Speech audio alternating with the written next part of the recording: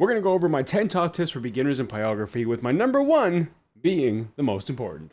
Hello artists, as a new artist myself coming into pyrography, there's a couple things that I learned that I think a lot of people should really take into consideration when they want to get into this type of art form. It's a fantastic piece of art form. It's actually one of the longest lasting and historical art forms out there because you're burning pictures on wood. A lot of people like to do that in early days. My first tip, my number 10 is, and as ridiculous as it sounds, don't touch the tip. Regardless of what burner you're using, whether it's a copperhead or it's an actual temperature controlled copperhead or one of the nib ones, please take into consideration, don't touch the tip. As silly as that may sound, I guarantee you there has been some individuals around there who've been doing this for years that have said, oh yeah, I touched it, oh it grated my finger, oh it did this. Don't touch it. Sometimes you look at it and you're like, okay, I will never touch this, but you never know with how you're kind of working and moving and it just kind of scrapes your finger and then you're like, my number 9 is don't go too hot. The biggest thing specifically when it comes to this is you do not want to go to a point where you're burning your piece of wood extremely deep right away. You want to be very cautious about that because you don't want to potentially do something that you cannot revert. So don't go desperately hot right away, specifically when you're starting out. Get used to the tips, get used to the nibs, get used to the temperature that you are burning at. And the biggest thing is have patience. As a matter of fact, that's my number 8 tip. Patience is extremely key when it comes to pyrography. There are times where somebody will sit down and literally for 5 hours burn. Hi, I'm that guy. It takes quite a long time. Drawing a simple line is not a quick You have to really take it slow because it's a consistent burn that you have to progress through it, and you gotta let that nib continuously get that burn. Because the more and more that you use it on that piece of wood or leather or whatever you're burning on, please don't let it be skin, the nib will lose its actual temperature gradually until it's able to heat back up. Now, this all depends on the type of head that you're using as well. I myself like to use my wire nibs. I find these ones are super effective. It takes about 10 seconds for them to heat up, depending on the actual temperature that I'm requesting it. But super consistent with that nib because it allows me to draw a very slow straight line with a consistent line and a consistent burn. Copperhead ones are a little bit more different, specifically on ones in which you can control the temperature. These are kind of the introductory ones where all you gotta do is plug it in, turn it on, and wait for it to heat up. They have a tendency of heating up extremely slowly, and they can have a tendency of also, when you start burning, to lose heat and lose that heat very quickly. Meaning, you gotta do one little slow burn, take it off, wait for it to heat again, go back and do it again. It's very difficult. So one of my biggest tips specifically in that genre is have patience with your pieces. This is not an art form that if you are impatient will benefit you. You have to have patience and you have to learn patience when it comes to pyrography. My number 7 is research the type of wood. Now, this is a very important one because there's some woods that burn nicely, there are some woods that don't burn nicely, there are some woods that you want to pull your hair out, hence why I don't have any more. I myself am a big fan of basswood. Basswood is super amazing because it is a fantastic soft wood that allows you to burn very nice edges. Now, I will also give a free tip here, and I recommend to always sand your wood before you use it. I usually use about an 80 micron sanding paper because it's very fine. It allows me to get a really good sand on the pieces, but there's a couple reasons why you do that. One is because it actually makes a piece a lot more smoother and allows you to burn quicker. Don't ask how, it just does it. And secondly, you're kind of getting rid of that grain that has a tendency of raising a little bit. So you're not really having problems when you're actually taking the burner and going over that grain and having little pieces or dots because the burner is fluctuating up and down like a crazy kangaroo. But in all reality, it also depicts on the type of wood you pick. You can have very cheap wood that you get, and if you don't sand that down, the grain is going to be extremely bad, and you're going to have a hard time getting a very simple straight line. Secondly, also, depending on the wood, you really want to make sure that you can burn for a consistent period of time. There's some woods out there that are very much compressed, and I'll give you an example. This is one of the pieces that I usually buy. It's a very compressed wood. It's not that long, it's about 2 millimeters in length. However, the thing is with this one, it takes a lot to burn, and when it does burn, it creates quite a bit of smoke. Wood is super important regardless of whatever you burn. But like I said, for me, the best one that I've ever loved is basswood. It is fantastic. It's beautiful. It's soft. It's a great piece of wood to handle because it's soft. This is starting to sound kinky. My number 6 is have a test board. Now, the reason why I say having a test board is because you won't know exactly how something will come out. And instead of actually taking what it is you're using and just doing it on the actual board that you're working on, it's going to kind of be challenging, because when you're taking steps and you're doing things that you don't know how they're going to look in the end, you have high potential of potentially doing something that's irreversible on your piece. And that's the one thing about wood burning, it can be irreversible. There are ways around it, and we can get into that in future videos. But regardless of that, you got to be very cautious about what it is you're trying to utilize on your piece. What type of styles, what type of burns, the temperature for that burn, and so on and so on and so on. So a test piece will work tremendously well for you, regardless if they're small, if they're big, anything of that nature. Try to have something there that will allow you to test what it is you're trying to do. It's super important to have one. Take it, do it, test preset. My number 5, and it's pretty much it should be common sense, but common sense is not universal, is when you're using scrap wood, make sure that scrap wood is not treated.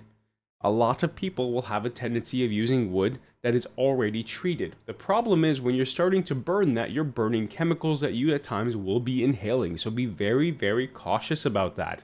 If you're going to use scrap wood, make sure to not only cut it, sand it, get whatever it is off of it, but make sure that's not a treated piece of wood. Because if you do, well, you're going to have a fun time seeing whatever it is you're going to be seeing when you're inhaling that. As a side note, have good ventilation. That's kind of like an asterisk on that number 5. Have good ventilation when you're burning, because it can be very, very smoky at times. Not that bad, but very smoky at times, depending on the type of burn and depending on the type of temperature that you are burning at. Number 4, start simple.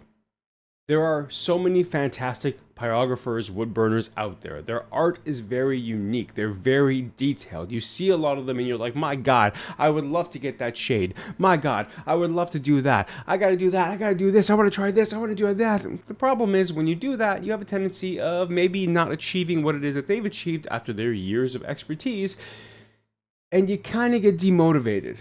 My recommendation, start simple, go with more hard lines, more dark shades. And the reason why I say hard lines is because it's a lot more easier to see a piece come to life when you're using a consistent line rather than going consistent line, then lighter, then darker, then shade and fade and all this stuff. It's not necessarily going to help you out unless you have a fantastic arm. This is a hand heal, not an arm. But overall, my recommendation is start simple. Do whatever you need to do to be able to give you a piece in hand that you can be happy with. Even simple little pieces like this can go a long way. This is a keychain. I started doing these are just I heart you. I love you. Simple little piece of artwork, but it actually allows you to get used to the actual burner that you're utilizing and the wood that you're burning on. Starting simple doesn't mean that you are not going to be good at this. The thing is, a lot of individuals who have done this for years at a time have started simple. So start simple. My number 3, and this can be argumentative because it depends on the person. And I've always seen people kind of say yes and nay to this. Always pull. Now, what I mean by that is that when you're actually working on a wood piece, the recommendation is always make sure you're pulling the pen down with you. And the reason why is because it gives you that consistent burn. Whereas if you're going up or going to the side, you can have a tendency of hitting that grain and it kind of screws up your burn there because the nib will actually come off and on the board. So you'll see depictions of deeper burns rather than lighter burns.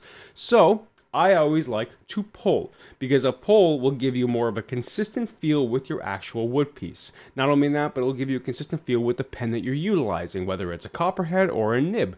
So pull is always my recommendation. My number 2, we're going to get back into the nibs, is get used to what the nibs do. This coincides to the actual test board that I told you to have. And the reason why is because it allows you to go through various different type of nibs if you have, and just test exactly see what those nibs can do. I will always say this, you can get the exact same burn, exact same style, everything with any nib that you utilize. But some nibs are preferred over others. It always depends on the artist in question. One person will use a shading nib for every single part of their piece, whether it's fine lines, dark lines, hard lines, shading, whatever it is. Whereas others, like myself, like to go back and forth. I like to having that variety because I like being able to say, hey, this piece, I've used these 2 type of nibs because frankly, it's just what it is. I'll give you an example. My latest actual Festive Legends pieces that are actually drying in front of me right now, I actually used 2 different type of nibs, and it was these 2 right here. It is a ballpoint nib that I use, and then there's a shader nib that I used. And the reason why is because the shader nib actually has a fine point at the end, allowing me to really get those finer lines that I required. Specifically also for my Gotham City Siren burns, I had some fine lines I needed to cover, and that shading nib helped tremendously for that. The ballpoint is great because you do do get a fine line as well, but because it's a ballpoint, it has a tendency of sinking in deeper to the wood, potentially actually expanding that burn and not giving me that fine line that I wanted to be able to show details. So I wouldn't know that if I didn't have a test board. See what works, see what preferences you have, and go from there. It is always important to test every single one of your nibs to see exactly what you like to use. Why am I doing this? Number one, and this is my most important tip for any newcomers, beginners, noobs, whatever you want to call yourself, coming into the pyrography field. Think outside the box and have fun. I know it's a very generic tip.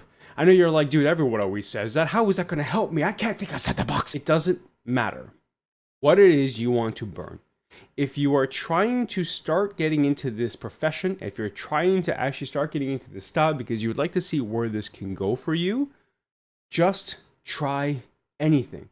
Take a simple ruler, metallic, not plastic. Please don't do plastic. All right, I've learned that. Metallic ruler, and just draw lines, burn lines into the actual pieces.